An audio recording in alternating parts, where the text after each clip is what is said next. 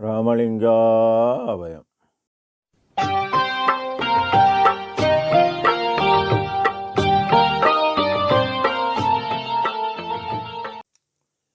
அருட்பெரும் ஜோதி அருட்பெரும் ஜோதி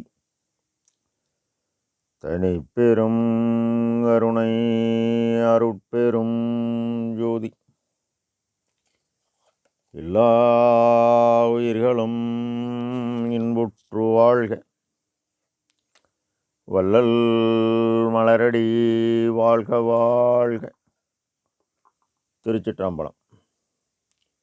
அருட்பெருஞ்சுதி ஆண்டவரின் பரிபூர்ண அருளை பெற்ற சிதம்பர ராமலிங்க சுவாமிகளின் திருவருளை மனமொழிமையால் போற்றி பணிகின்றேன் தயவுடன். நாம் செய்த செயலின் விளைவாக இன்ப துன்ப அனுபவங்கள் யாவும் வந்து கொண்டே உள்ளது. அவ்வாறு வருகின்ற துன்பம் யாவும் பொறுத்து எல்லா உயிரும் இன்பமாக வாழ நாம் எண்ணி செயல்பட்டாலே நமக்கு ஆன்ம லாபம் கூடும். நம் பெருமான அருட்பெருஞ்சுதி அடைவு என்ற தலைப்பில் 5வது பாடலில் கண்டேன் அருட்பெருஞ்சோதியை கண்களில் கண்டு களி கொண்டேன், சிவானந்த கூத்தாடி கொண்டு குவளையத்தே துண்டே திரு அம்பலத்தை தனதாக்கி சுக அமுதம் உண்டேன், உயிர் தலைத்து ஓங்குகின்றேன் உள் ஓப்புறவே என பாடலை பதிவு செய்கின்றார். கண் என்பது அறிவுக்கருவி. இதில் ஒளி உள்ளது. இதனை தேவர் கண்ணிற்கு உரிய கண்ணோட்டம் அது இல்லெனில் புண்ணென உணரப்படும் என்பார். நம் ஐயா அகவலில் எங்கே கருணை இயற்கையில் உள்ளன அங்கே விளங்கிய அருட்பெரும் சிவமே எனவும், யாரே எண்ணினும் இறங்குகின்றார்க்கு சீரை அளிக்கும் சிதம்பர சிவமே எனவும், மண்ணுலகத்திலே உயிர்கள்தாம் வருந்தும் வருத்தத்தை ஒரு சிறிதரும் கண்ணுற பார்த்தும் செவியுற கேட்டும் கனமும் நான் சகித்திட மாட்டேன், என்னுறும் எனக்கே நின் அருள் வளத்தால் இசைந்த போதெல்லாம் நல்வரம்தான் நல்குதல் எனக்கு இச்சைகான் எந்தா என இறைவனிடம் விண்ணப்பம் செய்கின்றார். அவ்வாறு விண்ணப்பம் செய்த நம் பெருமான்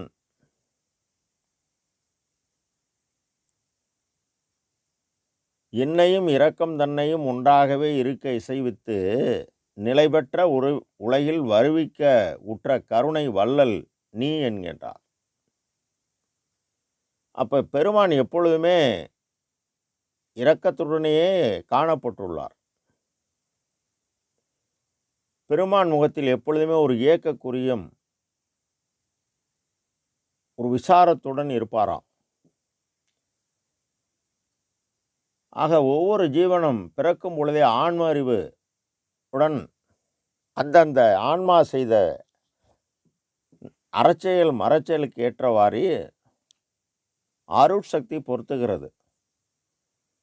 பிறந்து படித்து வேலைக்கு போய் பொருளீட்டி வாழ்வதெல்லாம் மன அறிவு, காற்றின் இயக்கம் எல்லாம் மறந்து போயிடும். அதனால்தான் நம் பெருமான் கூறுவார், கண்டதெல்லாம் அனித்தியமே, கேட்டதெல்லாம் பழுதே, கற்றதெல்லாம் பொய்யே, கழித்ததெல்லாம் வீணே, உண்டதெல்லாம் மலமே, உட்கொண்டதெல்லாம் குறையே, உலகியலீர் இதுவரையும் உண்மை அறிந்தீலேரே அப்படின்பார். ஆக இந்த ஆன்ம அறிவை கொண்டே நாம் அறிய வேண்டும் இறைவனை. ஆன்ம அறிவு என்பது ஒளி இயக்கம். நம் பெருமான் ஜீவகாருண்ய ஒழுக்கம் 8ஆம் பத்தியில் துக்கப்படுகின்றவரை நமது சகோதரர் என்றும் துக்கப்படுகிறார் என்றும் அறியத்தக்க ஆன்ம அறிவு அஞ்ஞான காசத்தால் ஒளி மழுங்கிவிட்டது, மேலும் மனம் முதலிய கருவிகளும் பிரகாசம் ஒளியில்லாமல் இருக்கின்றது என பதிவு செய்கின்றார்.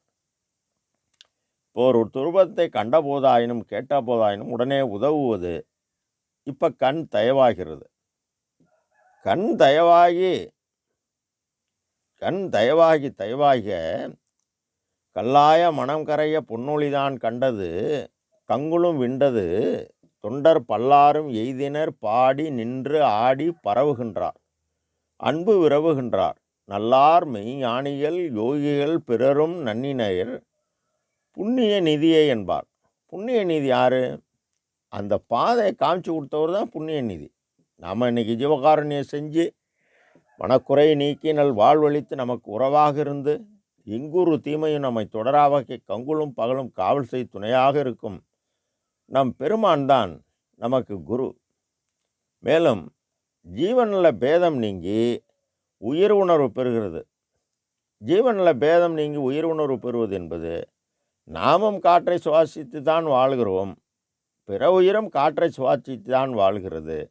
காற்றுடைய இயக்கம் நின்றால் இறக்கப் போகிறது. இதில் என்ன வேறுபாடு என ஆன்மா ஒருமைப்பாட்டு உரிமையுடன் நெகிழச் செய்கிறது. ஆன்மா நெகிழ்ந்து நெகிழ்ந்து ஆண்டவரிடத்து அன்பும் உயிர்கள்பால் தயவும் பிரபஞ்ச வெறுப்பும் கொண்டு செயல்பட செயல்பட உள்ளொளி ஓங்க உயிரொளி விளங்க கண்ணொளி கூடுகிறது. இந்த தயவு ஒளியுடன் இறைவனின் அருள் ஒளி, அதாவது அருள் என்பது கடவுள் தயவு, ஒளி என்பது நாம் உபகாரம் செய்து நாம் உபகாரத்தால் பெற்ற பேராற்றல். அந்த தயவு பேராற்றல் இந்த தயவு ஒளியுடன் கூட அருட்பெருஞ்சோதியை கண்டு இன்பமுற்றேன் என்கின்றார். இதனை சிவானந்த கூத்தாடி 42 கண்டுகொண்டேன் கனிந்தேன் கண்டேன் கனிந்தேன் கலந்தேன் எனல் என்ற தலைப்பில் திருத்தகு வேதாந்தமுடு சித்தாந்த முதலாம் திகழ்கின்ற அந்தமெலாம் தேனியும் கண்டறியா ஒருத்தனை உள்ளொளியை ஒளிர் உள்ளொளிக்குள் ஒளியை உள்ளபடி உள்ளவடை உடைய பெருந்தகையை நிறுத்தனை மெய்ப்பொருளான நின்மலனை சிவனை நித்தியனை சத்தியனை நிற்குணனை எனது கர்த்தனை சிறுச்சபையும் கடவுளை என் கண்ணால் கண்டுகொண்டேன் கனிந்து கொண்டேன் கலந்து கொண்டேன் என்கின்றார். ஆக பார்த்து தான் நமக்கு கூறுறாரு சிவானந்த கூத்தாடி. சி என்பது சிகரம், வா என்பது வகரம். சி என்பது ஒளி இயக்கம், வா என்பது காற்றின் இயக்கம். ஆக இரண்டும் சேர்ந்தால் ஆனந்தம். கூத்து என்பது ஆனந்தம். ஆக காற்றின் இயக்கமாகிய மனநின் செயல்பாடை ஜீவகாருண்ய ஒழுக்கம் செய்து ஒளி இயக்கமாகிய ஆன்ம அறிவுடன் கூடி இன்பமடைந்து இக்குளையத்தே தொண்டே திரு அம்பலம் தன்னை தனதாக்கி சுகமமுது உண்டேன். இவருடைய தொண்டு என்ன? எல்லா உயிரிலையும் இறைவன் இருக்கிறார். அதனால் எல்லா உயிருக்கும் இவர் உயிராக பாவித்து பசிச்செயலின் பசியை போக்குறார். இதுதான் ஒரு தொண்டு. இந்த பரோபகார செயலால் இவருக்கு ஆற்றல் கூடியது. மேற்படி ஆற்றல் கடவுளின் உபகார சக்தியால் ஆன்ம ஒளியுடன் கூடியது. இப்போ ஆன்ம ஒளியுடன் கூடுறப்ப அறிவினில் அறிவு பெற்று நம் பெருமான் உலக அறிவு கடந்து அருளோரில் நிற்கும் பொழுது சாருலக வாதனையை தவிர்த்தவர் உள்ளகத்தே சத்தியமாய் அமர்ந்தருளும் உத்தம சர்க்குரு அமர்ந்து விட்டார்.